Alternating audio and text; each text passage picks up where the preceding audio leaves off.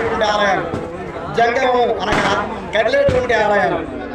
ఈ విధంగా ఈ రథోత్సవం అనేది జంగమ ఆలయము అనేటువంటి కోవకు వస్తుంది.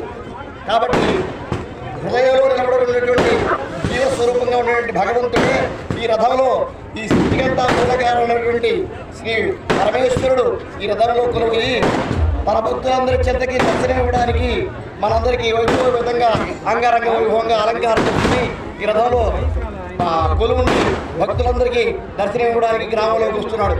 ఈ కార్యక్రమాన్ని అనూచానంగా ఈ గ్రామంలో నివసిస్తున్నటువంటి తంబి శ్రీనివాసులు మరియు శంభుని బృందం వారు అనూచానంగా అనాదిగా ఈ కార్యక్రమాన్ని దివ్యంగా నిర్వహిస్తూ ఉన్నారు.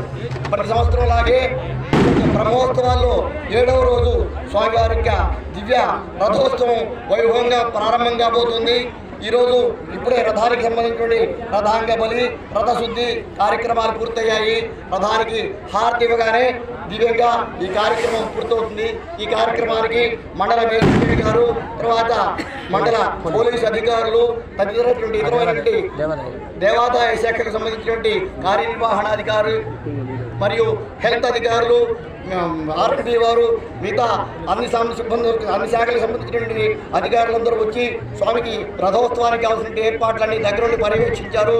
ఈ కార్యక్రమానికి అనధికారికంగా అందరూ పిలువబడినటువంటి ఆహుతులు రకరకాలైన వారందరూ వచ్చి ఈ కార్యక్రమానికి దాతృత్వం వహించి వారి యొక్క శక్తి కొలది స్వామివారి యొక్క కార్యక్రమం నిర్వహించడానికి వారి యొక్క విరాళాలు ఇచ్చినటువంటి భక్తులందరూ కూడా వచ్చున్నారు.